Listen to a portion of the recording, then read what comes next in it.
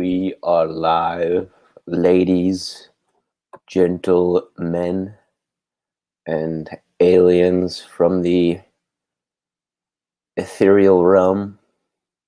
Thank you all for joining. I'm going to be joined as well by Big Sam Samworth, everyone's favorite screw from Yorkshire, England, in Sheffield.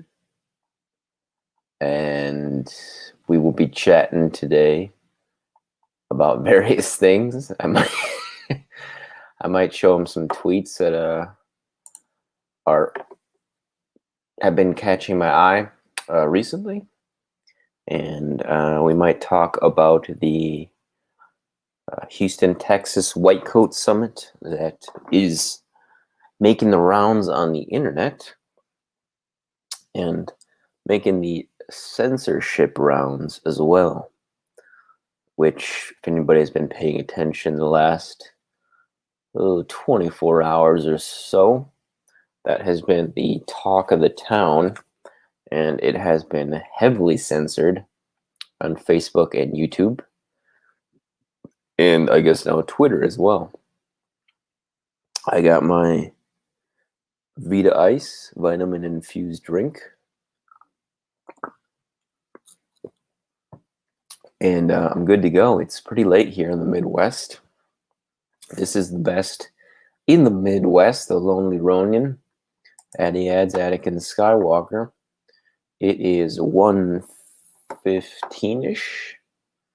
Let's see what time. 1:14 a.m. Central Time. And it is 7:14 a.m. London Time. And this is Across the Pond with Addy Ads and Big Sam Samworth, who will be joining me shortly. Let me just get this ticker going. Everyone likes a good ticker. If anybody has questions for Big Sam about his time in Strangeways or Forest Bank as well, please put them in the comments in the live chat. I'm sure Sam would be ecstatic to answer those questions.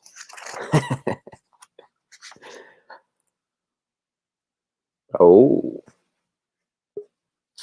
and I am pleased to be joined, ladies and gents, by Big Sam himself. How you doing, sir? Okay, how are you? I'm good, Sam. I'm doing good. The best in the Midwest here, broadcasting live across the pond with Big Sam. You like that? I thought of that myself. Nice one. Yeah, I like it. For anybody who doesn't know, a Ronin is a samurai without a master for one reason or another. And I actually didn't know that. Yeah, right. Yeah. My friend taught me that a couple of years ago. I actually didn't know that. But are you tired then? It must be, what time is it there? 1:30? Yeah, it's just after 1 a.m. here. Are you a night owl? Yeah, recently I have been. I actually just stopped drinking caffeine, Sam. I don't know if I told you that or not. I don't think I did, because Sunday was my first day. Yeah. And I was at my grandparents', and I forgot to tell you that, this weekend for one night, visiting my grandparents, and my cousin had a birthday party, and I was just, after lunch, man, I was fighting really hard to stay awake. But I did take a nap earlier today, and I set my alarm, so I woke up in time. But yeah, when I woke up, it takes me a while to get going, especially after a nap. Did you have the headaches? No, I don't really get. How much caffeine were you drinking? That's a good question. It was probably a good amount, actually. Anywhere from 80 milligrams to... Man, talking coffees, spoons of coffee. 80 milligrams. That's no good to me. What's that? That's probably like I guess usually like 4 or 5 cups worth. Yeah, I have like 3 strong ones a day. I cut it out probably 12 months ago. 3 days, God, I was like shit, Yeah, really ill. Um, it was pretty bad for you. and well, although I was a bit calmer, couldn't function, with my sleep and that. And I thought bollocks to this and just started drinking. But I have 3 strong cups in the morning and that's it. So it's not Mhm. like, my mate, Lee, he's one of these kids. When he eats, I don't know, he's like some caveman. He's a skinny guy, yeah. He's got abdominals. If he eats, he'll eat, he'll have some big kebab, some monster kebab or something. Then he might not eat for 2 days, but he drinks. He don't have his coffee quite as strong as me, but he does 20, 25 cups a day. Yeah, Whoa, you heard me right. 20, 25 cups a day, mate. that's So, insane. so pretty much, like I say, he's quite lean. He's not fit, don't get me wrong. He's not a fit lad. But if you look at him, you might well think he was because he's got no fat on him. But like I say, he just lives on coffee. It's Oh wow. Yeah, I know a couple people who drink quite a bit. Not that much. That's the most I've ever heard anybody drink. it's a joke, isn't it? But yeah, no headaches from me. I don't really get those types of withdrawals from caffeine for whatever reason. For me, I just like it come afternoon time, usually 4, 5, 6 ish, depending on when I wake up. I have to take a nap, and that's what happened today. So I just set my alarm, and I slept a little later than I wanted to, but it was actually later today. It was probably wasn't until like 7 p.m. when I passed out, and I was out Passed for like. out. You guys don't say that. Well, yeah, but it's sort of pass out if you have alcohol, don't you? Oh, okay, I got you. Yeah. That sort of thing. So I was out for a good 3 hours or so, 3.5 hours. But yeah, no withdrawals for me. But I know my family members, they get withdrawals. They're big time coffee drinkers, and that was part of the reason too that I I stopped. And I was just at Quick Trip, which is a gas station, convenience store, and I got some. What is this, like a vitamin infused sparkling water, so not caffeine, but I was tempted. And especially my mom's side of the family, they're huge coffee drinkers, and they're kind of coffee snobs a little bit. Like they get into their light roasts and their dark roasts and all that. No, I'm down with that. Yeah. If I could have, I like Costa coffee. Yeah, I don't know whether it's because they have a machine and they make it properly. It tastes good.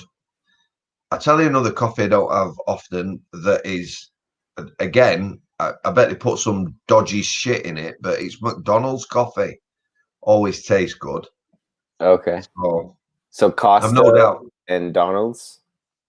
McDonald's, yeah. I bet McDonald's put some snide chemical in that, like heroin or something like that.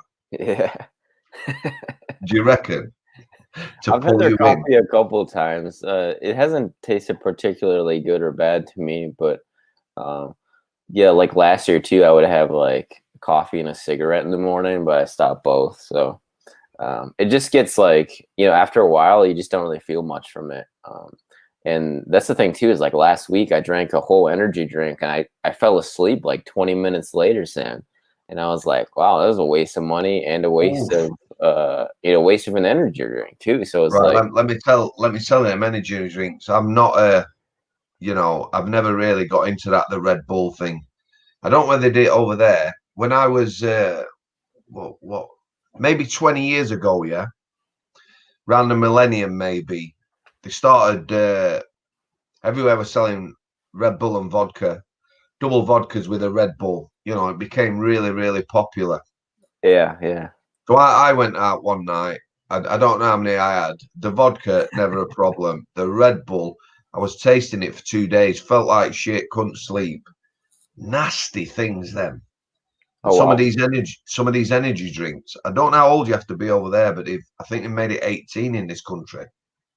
Yeah, I think it's 18. Yeah, here Because all too. these young gamers, we had a few deaths, really young people, just sat on couch all night gaming, whacking Yeah. energy drinks down. Yeah, yeah, you do hear about that, especially with the young lads going ham on it. And yeah, and that's the thing too is like I always read the labels because you do get a wide range of like I can't drink Monsters or even Red Bulls. That's like as the most I'll go, but they're small, right? Like they're kind of like that, but Yeah, Monsters are like that. And I look at the labels, and if it's 200% B vitamins or more, I just don't drink it because I can taste it. And like that when you drink a lot of alcohol and you're getting pissed, as you guys say, and yeah, you get to the point where your body kind of rejects it, right? Or yeah, you start to sip it and you almost gag, right? yeah. That happens to me if I drink an energy drink that has like way too many B vitamins in it. Like my body's just like, whoa, man, that's way too much. Because you can actually go into toxic shock, I believe it's called, if you get too many B vitamins at once. Well, I think it's probably the combination of everything they put in it. Hmm. They're very sugary in that, aren't they? The Some last, do, yeah, most do. I think most of them, yeah. the last one, the last one I had was 2016. I know because no, it was 2015 in October because my cousin was dying in hospital. Um, he was 50, which ain't that old, is it? And I ain't seen him for a long time. But his brother and sister were there, like, so I was driving quite late on, so I got one of them from a garage. Oh, knocked me sick, mate. Do you know what I mean? I honestly don't know how people do them. Like, Yeah. incidentally, what do you say if you get pissed? Then what do you say over there if you're whacking alcohol down? What do you say I if guess you don't say smashed. getting smashed? Yeah, smashed. Getting smashed or Yeah, um we say that. yeah, yeah. Yeah, The young people like my age and even like a little older, like 20s and younger, that's like getting lit, get lit. So it's the new one. Yeah, but yeah, smashed. That's probably the most. Getting blacked. That's another one. That's the young people say getting blacked. Um, but yeah, man, the energy drinks. Like the only ones that I would really buy were the zero sugar, and if it had 100% B vitamins, at the most one minute, Addy. Hold 150%. the Yeah, fort a second. definitely. Yeah. So we are live here with Big Sam Samworth across the pond. This is Addy Ads, Attic, and Skywalker, the chosen one of YouTube. If anybody has questions for Big Sam, please put them in the live chat, and I'm sure he would be more than ecstatic to answer them. We're just talking about energy drinks, and I was just saying to Sam that I usually only get or when I did, again, I'm caffeine free right now, the zero sugar and just the amount of B vitamins that one would need for a regular day, right? So there's this one called Sparkling Ice, which they do these types of drinks too, just like the sparkling waters, and then they have the caffeine ones too. But I would get the rock. It's called Rockstar Recovery. Yeah, rock And star. yeah, yeah, like the Monster's too strong for me, so I'd get the Rockstar. But yeah, I stopped because, like, again, I drank a whole Rockstar last week, and I just I fell asleep like 20 minutes later. So Let me tell you something. I met a geezer this week. Yeah. yeah. Oh, I did a podcast. He's a lad at Salford University in Manchester. Yeah. So he contacted me on Twitter. So we did the podcast. But what he had me do, I don't know what format it was. It weren't like this. He had me film it, video me from my end. Yeah. So I had the laptop so I could see him. I had my phone on the laptop and I filmed it. and then he wanted me to send him the video, and he puts them together. So I couldn't do that because, you know, I'm not tech-minded. So I went to Salford and met him, you know, let him download the video so he can post it on Twitter or whatever. But he's doing a media degree, yeah, at Salford University. That's something you should do, mate. So full-time degree, 3 years at Salford University. So I says, how many hours do you do? 9 hours a week. That's it. That's a full-time degree, 9 hours a week. So I said, you do all that in one day. So he does three days, 3 hours a day, and rest at times itself. That's pretty good, that. And is that online now because of the pandemic? No. They're going back in September. Oh, wow. There has been a suspended period. Obviously, I don't know how they're going to make up for that. But yeah, I figured, you know, young lad, 9 hours a week, media degree or whatever. I think that's pretty cool. Yeah, I'll look into it. No doubt. Then I'll just have to move to England really quick, right? Yeah, don't move to Manchester, mate. Why is that? I don't like. I've done with Manchester, the traffic and everything. I'm a Yorkshire guy. You know, I'm so glad to be back over here. Met some nice people over there, but it don't compare. Yeah. They're not the same as us. Is a lot slower pace in Yorkshire? Yeah, possibly. You know, when people talk about London, you'll have heard this. It's very cliched. People either say that everyone in London's rude, or they're too busy. They don't have time to speak, which is bullshit. I think it's more an ignorance thing, me. Because, you know, when I was down London, you know, I was doing my book thing with the media.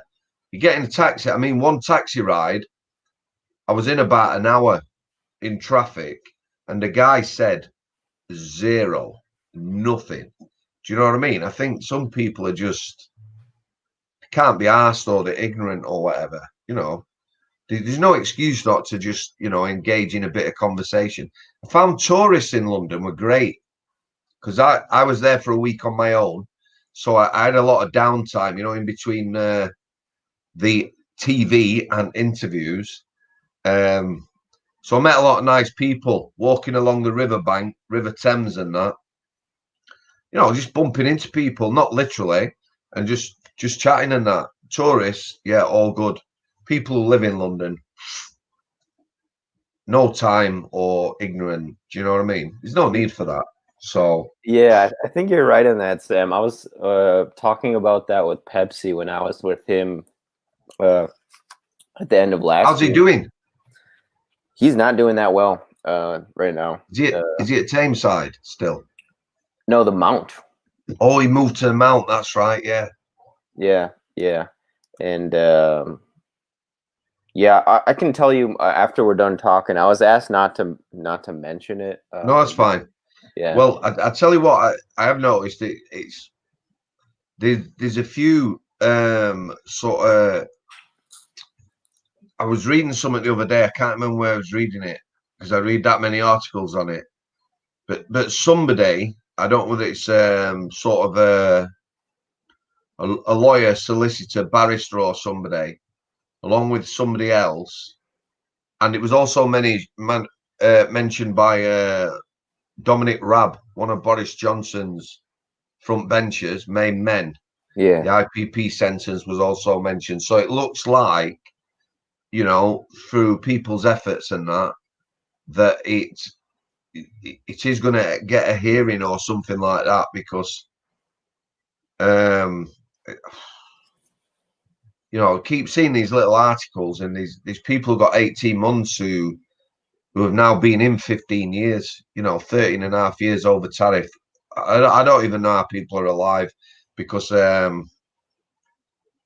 you know, when you come into prison, if you got sentenced in prison, yeah, and not a lot of people know this, they think when you leave court, you know exactly, you know, dates and everything like that, and you don't. So if you came into Strangeways, you come up to me and said, you know, have you got my dates? You know, when do I get released or whatever, or when can I get parole? I won't know that. The prison itself actually does a calculation, yeah. Within about a month, something like that, I could come to you, piece of paper, and it'd tell you your EDR, earliest release date, parole if you're on a parole sentence and everything else. But within a month, you'd get a date. So it'd be like, Mr. Adiads will be released on 11th of November 2023. So you know now, unless you kill someone in prison or something like that, you know you're getting out, yeah? That's your focus. Yeah. IPP, just, I've seen them before, it just says like 99 years. You know, there's no, it's, you look at the piece of paper and it's just, I don't even know how anyone could do one of them sentences, you Yeah. know, and have any sort of clarity or hope. Hope. It's Yeah. That's something that I've heard before. Like Sean has mentioned too. Like one of the best days in his life, he said, was when he knew he was getting 6 years, because then he knew, okay, I'm getting out on this date. yeah, Whereas he said before, when he didn't know, it was like the worst thing. You know, he didn't know if he was going to be in for 80 years, 60 years, 40 years, 20. You know, yeah, and I yeah. think that not knowing, like you said, is one of the worst things for any prisoners. And yeah, so yeah, I can tell you some more details after we're done chatting, because No worries, mate. I was asked not to mention anything more on his situation, but I do hope that it does get looked at, the IPP sentence at large by you guys' Ministry of Justice, as I believe it's called. It is, Uh, yeah. yeah, and you know, it looked at it in a serious way too, not just to appease people in the short term, right? I don't think they can. I, when I get my podcast up and running, yeah, one of my friends now is an IPP prisoner. It sort of hangs around your neck, even though you're out, yeah. Yeah. So when I interview him, you know, it'll be off the cuff like we chat. However, there will be things I won't be asking him. You know, there's things, comments I will make, but I I won't allow him to comment on, like probation and that, because believe you me, you know, I can imagine like his probation officer worker seeing something, you know, not liking what he said, taking offense to it and trying to get him back in. And people might think that sort of thing don't happen, but I know it quite definitely does. I'm talking at the minute to a really nice lass who is an ex-probation worker. Very look, she sounds like me. How she did the job as a probation worker. We've had chats on phone. You know, I've asked her about frustrations. I've said, you know, how do you feel sending somebody back to prison who's late for an appointment, or a drug addict who's taking drugs, or alcoholic who's had alcohol? And she says, you know, same as me. She says it's wrong. You know, again, we should be sending people back to prison who've committed crime. She says, unfortunately, I didn't write the rules. She said, but the frustrations are there. Equally, people in prison, you know, she said she's had run-ins with plenty of prison officers and things like that. You know, when she's wanting to see someone, finish a report, or we haven't got enough staff, we can't get him out, we haven't got a room available, this sort of thing. So hopefully, I'll get to meet her. We can have a good chat. I'll get her on the podcast, because I know myself. Everyone has bad days. Yeah, I used to have bad days and off, so I didn't take it out on anyone. You know, I didn't take it out. Chris Fall, top man. Shout out to Chris Thrall for tuning in. Yeah. If you're listening, Chris, listen, mate. I was watching one of your videos. I'm actually going to sign up to your Patreon. Yeah. Contribute, because I'll put his make me link laugh. in Is it the nice? Isn't it? I'm gonna have another chat with him. Do you know what I do? Like chatting like this. I'm gonna do that on my podcast. I don't want to chat about anything. I don't want to chat about people's backgrounds all the time. I just want to talk to them about general shit. You know what I mean? Yeah. Like energy drinks and that. So, top man, Chris. Anyway, so getting back to probation, I've seen bitter people. This lad's probation officer I'm talking about, I'm not going to mention his name. The first time I bumped into her, I was on the healthcare at Strangeways, and I could hear like the raised voices. So I went round, and his probation officer, let's just call him D, Big D. Yeah, sounds like a gangster, doesn't it? Big D and his probation, and they're going at it. So I just sort of went, "Can I help?" Like, and probation officer stormed off. Bernard. Bernard. I was gonna ask you, is it Bernard or Bernard? Well, he'll probably say Bernard. I'd say Bernard. Chris, listen, mate. I've only known one Bernard, and he definitely was a serial killer. So good luck with that name. Anyway, Andy, let me tell you. So, Chris, stop interrupting. You're making me lose my chain of thought. So you can interrupt whenever you want, sir. So I asked him what it was about. Anyway, I got in touch with her, and we had a couple of proper heated arguments on the phone. Anyway, she says, I'm not taking this from you. I'm coming down to have a word. So I said, come on, bring it on. Like Karate Kid style. I didn't really do that. Anyway, we had a bit of a ding dong, cleared air a bit, and we started getting on really, really well. Probably the thing was that she realized that I did my job properly as a prison officer. So she had another client that come onto healthcare, and what you used to have a file. Everyone has a file, and what prison officers are supposed to do, they all say they never have enough time. They have enough time to go and sit in the office for half an hour. They have enough time to toss it off when the wings lock down, but they never have enough time to do what you used to call personal officer work. So when I was on K-Wing, I used to get 8 cells, and I should have written a bit about all these guys in the file every week. Well, on healthcare, we probably had 23, 24 lads every week, twice a week. I put stuff down meaningful. If they were having a bad day, they'd had a kickoff, they'd been on a good visit, anything, I put it down. So if you were Big D's probation worker and you looked on a computer, you'd have a month's worth of notes, how he'd been, up, down, bit low on his visit, and that helped probation no end, especially inside probation. But yeah, when I look at that lad, he's outside probation definitely had had a problem with him. His parole hearing, where it was decided he was going to be released from his IPP. I've asked him about it. He can't remember that meeting. Yeah, I was actually in that meeting. It's not often, I don't believe, that prison officers are in parole meetings, but the previous one, there've been some issues. Yeah. So I'd said you have inside and outside probation. One works within the prison, one works on the out. Yeah. So this last from inside probation, I'd said, listen, these issues here, I can explain them.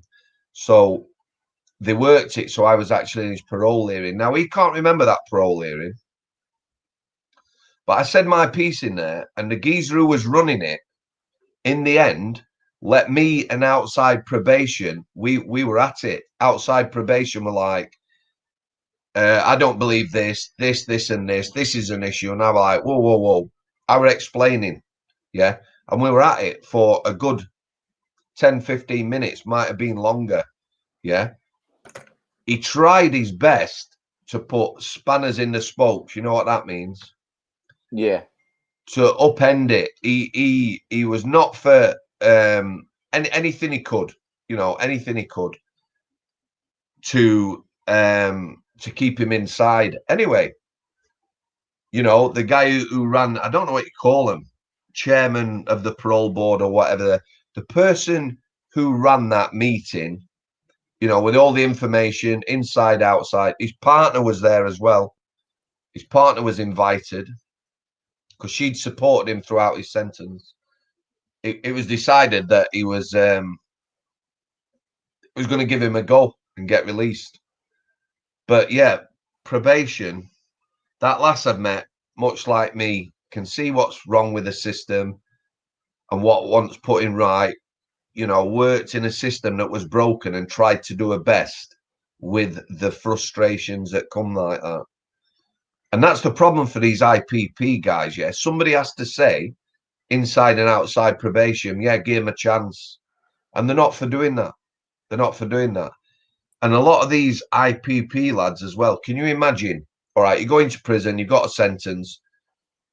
A lot of prisoners just get on with it. Some, they might have, if they're doing 7 years, they might have a couple of years where they're, getting in trouble, and then they'll settle down. What happens with a lot of IPPs, they come in settled, and then, maybe a couple of years in, maybe 5 years in, frustration comes in, and they just start being badasses because they've got nothing to lose. Nobody's helping them get out. Nobody's giving them a date or anything like that. And it's wrong. It's... Yeah. Well, I got a question, Sam. We got Chris followed up though. He says it's John. I guess now. Well, he's changed his name again. I guess so.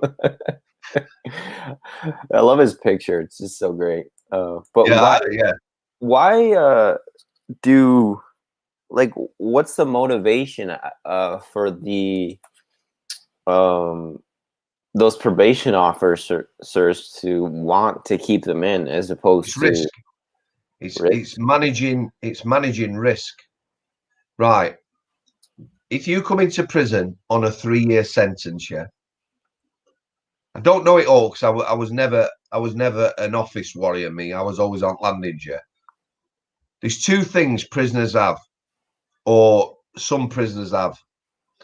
They all have a sentence plan, which is exactly what it says. They'll sit down with an officer, and if you had 3 years, and let's say you were in for domestic violence, and you took drugs, your sentence plan, and there's what they call an OASIS report as well. I'm not sure whether everyone had one of them. It's a bit of an acronym. I don't know what it means. You don't need to know what it means. However, if you were in for domestic violence and you had a problem with drugs, then part of your sentence plan might be you had to take the healthy relationships course, and you might also have to take drug courses, yeah?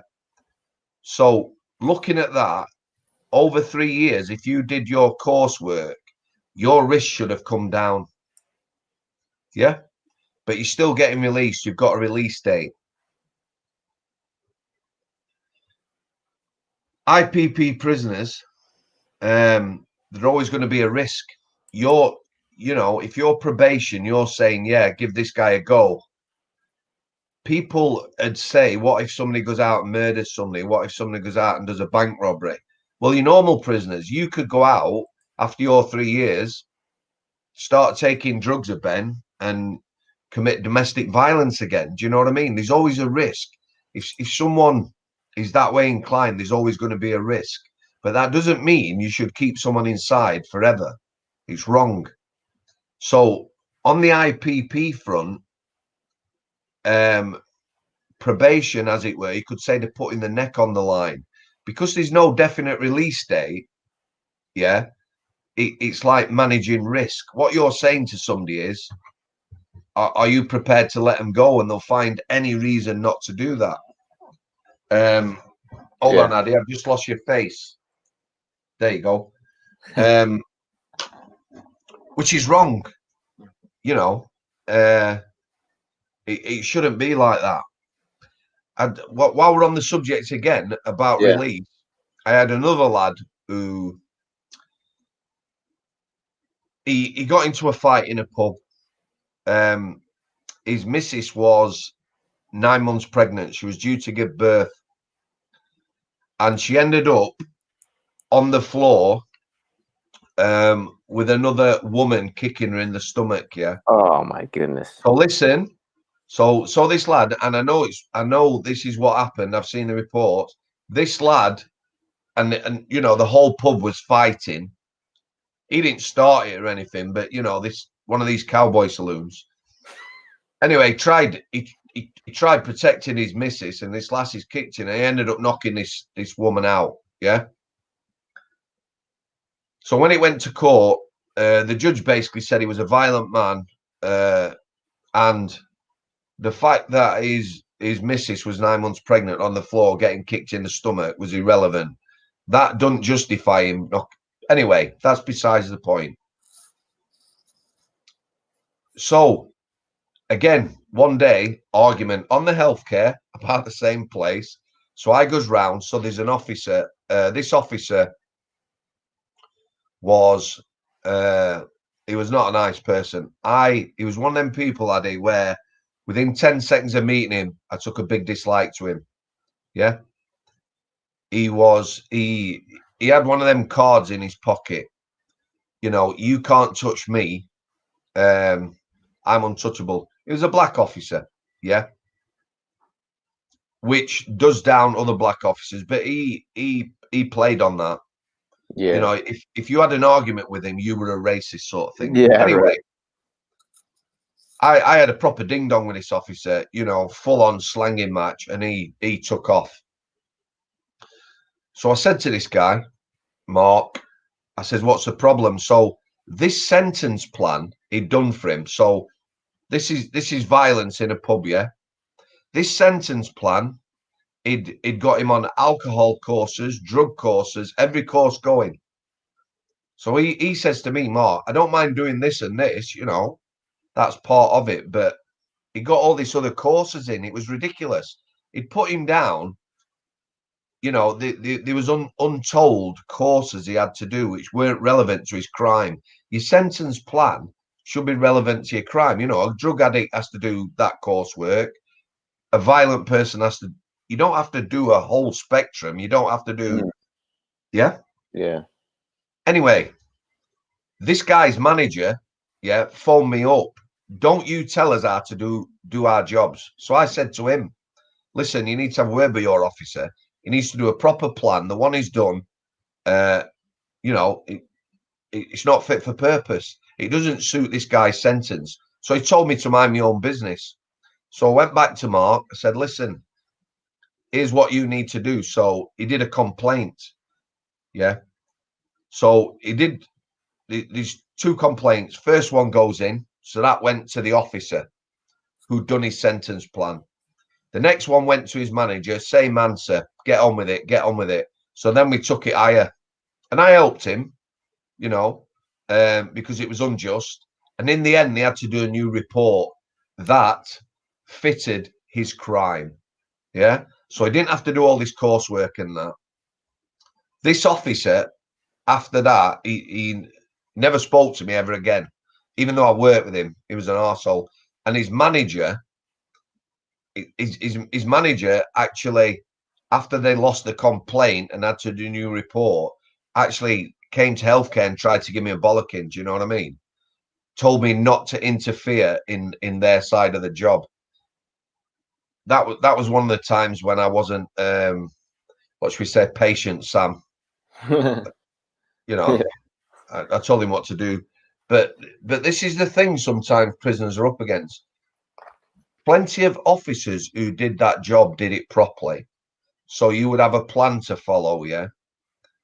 IPP prisoners should be the same. I've already told you, one lad I know did every course. He applied for every course he could. Some of them courses he did twice, some 3 times. And he did them within 2 years. He got 18 months IPP. Within 2 years, he got a file that thick with all the coursework in.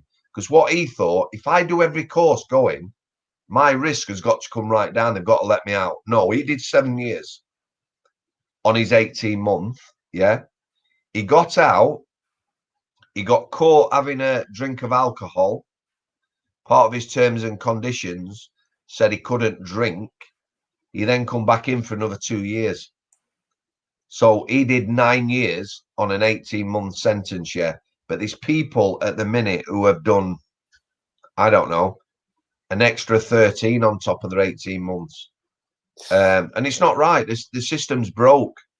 You know, if somebody doesn't do something about it, some of these guys could be in for life for robbery and things like that. It's wrong. It's so depressing to hear about this stuff. It's like This is why I don't know what the figures are. I would imagine the figures for maybe violence, perpetrating violence, deaths, self-harm and that amongst IPP community is quite high. I would imagine that. I personally know 2 lads who took their own lives. Yeah, because there's, you know, there's no hope. There's no hope. Yeah, and we mentioned it earlier too, just about Pepsi.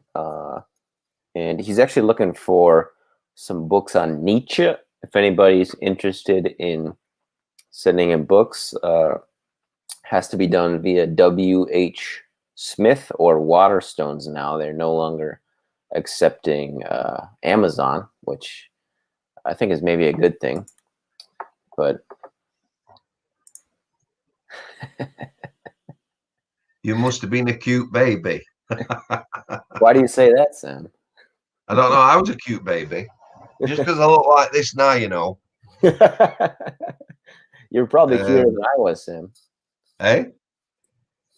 Well, you know. But people shouldn't be judgmental, should they? A little lesson there. It's true. It's true.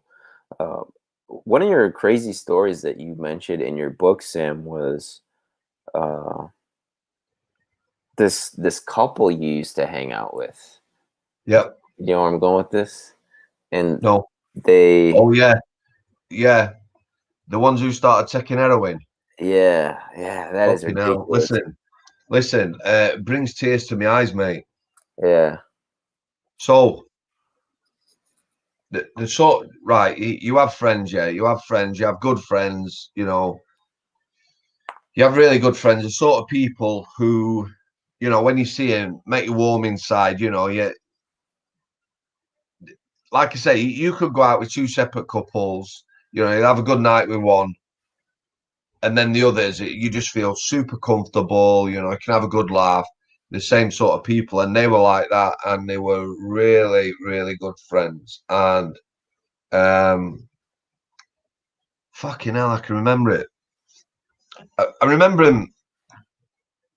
You know, just I can't even. I can't remember the exact time, but I remember being shocked. Just dropped it out in conversation. Oh, we started taking a bit of heroin. Like what? Yeah, we're only weekend users. Now at that time, I probably didn't see them as much as I had because of the work. I was working long shifts and usually ended up working, you know, sometimes 7 days a week or whatever. But what I do remember is, and it might have been over 2 years. You sort of lose track. I tell you what, Addy, that's one of them things that I put out of my mind. Yeah. Because, right, there's some things in the book that are super clear. Yeah. That I could, like the fire starter, I'd probably still be able to recall that when I'm 100 if I lived that long. But yeah, I saw them go very quickly, and they were both really lovely people. Got families, you know, the mums and dads were still around, and that they got family around them. They both had good jobs. Slippery slope, no time. In fact, you know, it's not even just upsetting. They ended up. Yeah. It's crazy how how quickly it happened. Up and dead. Split up and dead. Yeah. They had everything going from. I don't even know. We never discussed how they started taking it or why they started taking it. I'm presuming they weren't sat at home one night eating pizza and decided they were going to do that. I remember asking whether someone had introduced them to it because, I was just, I was quite angry. I'm thinking, who the fuck's told them that this is acceptable to do, or this is something that you can just do occasionally Yeah, or right. weekends? But yeah, it was very sad, mate. And like I said, they were dead within 6 months of each other. Uh, Thank you very much. Yeah, it was very sad. Yeah, it was Uh, the most remarkable thing, as I said, was just how quickly it happened. Like how quickly they went from, I guess, 100 to zero, so to speak, and I'll tell you what, they were both high maintenance though, functioning. As people, they always look beautiful. When you went out, you know, I'd be in my jeans and t-shirt or whatever. They always looked, they were a cute couple, and they always looked not over the top, well groomed and stuff like that. Mm. Did I put in the book about one of my friend's brothers? I can't remember whether it actually made it to the final cut. Similar story. I might have saved that one. Yeah. Let me tell you about that Yeah, because again, I did. Yeah, I yeah, you think it did. did. My mate's brother, a married Yeah, university lecturer in his late 20s. yeah. Let me tell you about that. Boys. I remember that night we were on in Sheffield. We were on a bit of a pub crawl out of main town. It was an area called Walkley. There was a lot of pubs within about a mile. I don't know, 6, 7, 7 or 8. Might have been a few more. Might have been a mile and a half. I don't know, but you could have what you call a bit of a pub crawl. So you could go in one pub, fall into the next, maybe a couple of minutes walk, another pub. And I remember the pub we were in. I can't remember the name of the pub now, but we're in that boozer, so we're having a good night. I liked his brother. I've met him a few times. All the lads who were out, we all had motorbikes. We had that in common. That's how we sort of came together. Yeah. We all lived in the same sort of area. We got motorbikes. So one of my neighbours had a motorbike, started knocking about with him. His mate had a yeah. That's how your friends come together. So I met his brother, good looking lad. Like I say, he told me his story, himself, so to recap, as a teenager, being into heroin big time, got out of that, met a lovely lass, both lecturers, couple of kids. And that night, we're in this boozer, we've been together all night, and I won't mention his name in case he'd probably never see it, but my friend's name. They're having a ding dong outside, so he come in and he's obviously upset. What's up? He says like, our kid, whatever, he's gone off to score, like, and I'm like, what are you on about? He's gone to score. I said, I don't know what you're talking about. He says he's gone to get some heroin. I'm like, what? What? We're all a bit drunk at this stage. I'm thinking, it's not. What? I don't understand anyway. It Yeah, just sort of went, registering. yeah. It's your brain doesn't always. We're out having a night out. I know the situation. That can't be right. Anyway, I didn't see him, my mate, for a good while. We were friends, but sometimes you might see him 3, 4 times a week. Sometimes it'd be a couple of weeks. Anyway, it might have been a couple of months, and I saw him, and he just said, "My brother's died." I'm like, "What?" Family bathroom. So in the family bathroom, needle stuck out of his arm, overdosed. Yeah. So that's somebody who good lifestyle, young family, good job, got it all going for him. 10 years clean. Just decided to start using within like 2, 3 months dead. So I just, I can't. It's just very difficult to get your head around that one. How someone can lapse and just end up in a place like that again. Yeah. Apparently, his missus didn't know he'd started using again if she knew he'd ever used. But obviously, it'd have been bad enough learning your loved one had killed, died or whatever. Well, they have killed themselves, really, haven't they? Yeah. My But uncle, he's like a really easygoing guy. He's kind of like the class clown of the family, so to speak. And the only time I've ever seen him get, like, one of the few times I get him really serious, like, he was basically telling me not to ever do heroin because I guess he heard about or knew somebody who went to Chicago and never came back. And they did it one time and they died.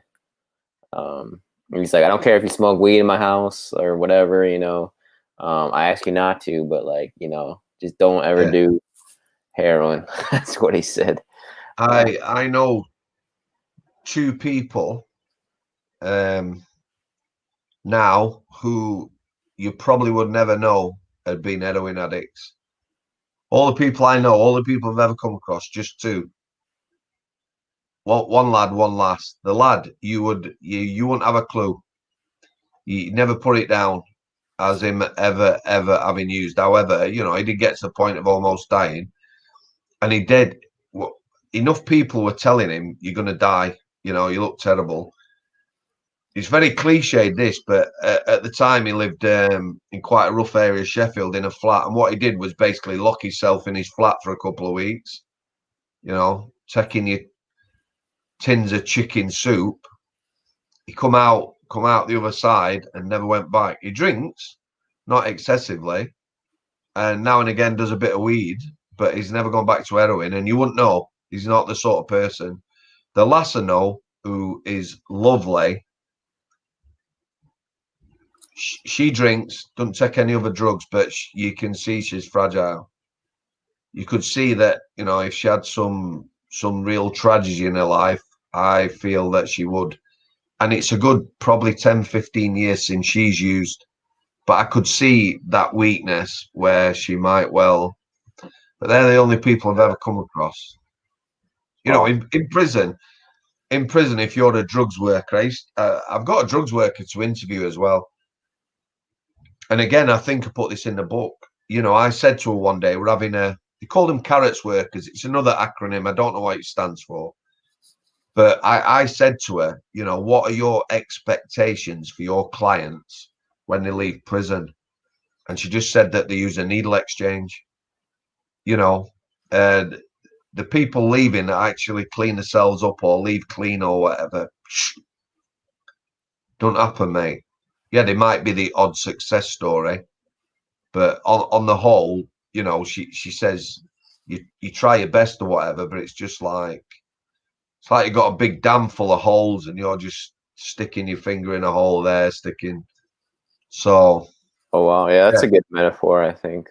I mean, I don't understand it at the level you do, but yeah, especially with, I don't know, the methadone thing too is quite contentious. And I know you said that it's. I'm not for it. It does nothing. Yeah. I used to see people leave clean, having put weight on, eating properly. Mm-hmm. That is the time to get addicts and keep them that way. They used to do the 7. We've talked about this, haven't we? We used to do 7-day or 5-day detox on DF118s. They were called. I think that they affect your receptors in the brain or whatever. People would do a rattle. They do death rattle for 4 or 5 days. Look like shit, vomiting, all that. Yeah. But after that, they come off the detox wing. A lot of them, if they're on a decent sentence, maybe a couple of years, you would see them put weight on, start going at gym. For me, more success doing it like that. The methadone, if they only took methadone, I know people take it in the community. I don't know in the community how it works. I don't know the facts and figures. I doubt anyone does. You don't know that someone doesn't come and take methadone every day and go away and use somebody else in the community, do you? What I do know in prison is that everyone on methadone would take anything else they could get hold of, including heroin. You know, the fact that methadone works, again, you know, whatever it does, inhibits, does away with the cravings, you know, on a working man's level, if you want to talk about it. I do know that it's quite a naughty drug, methadone. You know, you have to monitor people's heart, blood pressure, things like that. It lowers your heart rate and stuff. So particularly when people first go on it in prison, you know, they're taking their observations regular. I do know that in layman's terms, again, that if visually, if you could imagine somebody taking methadone over a couple of years in prison, it gradually saturates your body. So from the feet up, you know, you'd start, yeah, this is what, if people could understand that. Now, I didn't know that. yeah, it does. It does. And if you start taking other stuff, it's a dangerous drug to be on. You know, I don't know how many deaths in the prison system, never gets talked about this. Certainly in Strangeways, there were a lot of drug related deaths. They don't get reported as drug related. You know, it doesn't say was taking methadone and anything else and died. They're looking for other things, death by misadventure, or, you know, natural causes or something else, whatever. It doesn't say died because they were taking lots of drugs and taking methadone as well. Even though I know, and people who work with them people, that's why they died. We had three brothers. I don't know whether I ever mentioned this. I don't know whether this is in the book either. Who actually died in strange ways. Hold on. Heard it yeah. It's not good. You know, methadone is a nasty drug and it serves no purpose. Three brothers died in strange ways over a decade, over 10 years. They're all robbers, all heroin addicts, and anything else, yeah. And like I say, all three died in strange ways. Now, somewhere they've got parents or family. How bad must that be that you lose three sons in strange ways? You know, and again, going back to prisons, and people talk about deaths in custody and the death rate and that.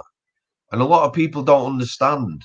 You know, Strangeways might have 20 deaths one year, 10 the year after. It don't mean it's a better prison because only 10 died. A lot of it depends on your clientele who's in there.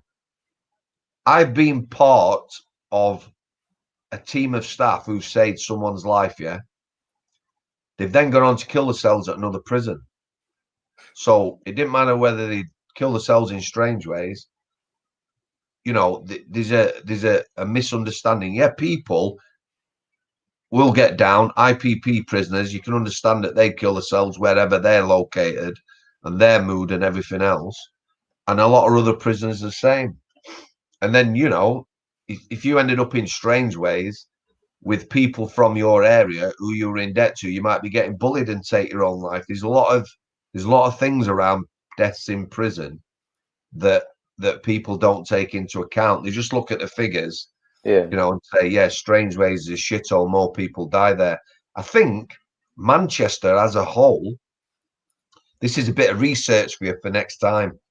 I think Manchester as a whole has a higher suicide rate than a lot of other cities in Britain, which could be, you know, just down to social issues or things like that. You know, just the same as in America, Chicago might have more shootings and death per capita than, you know, somewhere else or whatever. Yeah. So, you know, there's a lot of things arriving death, but certainly methadone. No, I'm no fan of that, mate. Yeah, and like you I'd said, argue with anyone as well. There's there's a lot of variables that go into it. And what you said about the withdrawals too, it made me think of this movie. And I tried to look it up just now. I can't remember the name of it. It's a Spanish movie about the, I believe it was when the Spanish were fighting the Filipinos, and there was this contingency, a small like squadron basically that holed up in a church, and their lieutenant didn't know that the war had ended, so they kept fighting and like you know, like basically holding this church down for like months, and the lieutenant didn't know the war had ended. But One of the, I think it was the sergeant, he dipped into the opium, which is what the I think the medic uses for pain when someone gets, Yeah. shot or whatnot, or during the battle. And he was like smoking the opium, and he wasn't telling anybody about it. He's doing it and behind everyone's back, and people found out about it. And by that point he was addicted to it, so they locked him up. And it kind of showed the withdrawals he went through. And then they did a good job of portraying it too, because he didn't have his drug anymore, because they put him in the cell. And then he came out like after like going through the withdrawals, and you could tell he just like felt way better, and all he wanted to do was eat food. Yeah.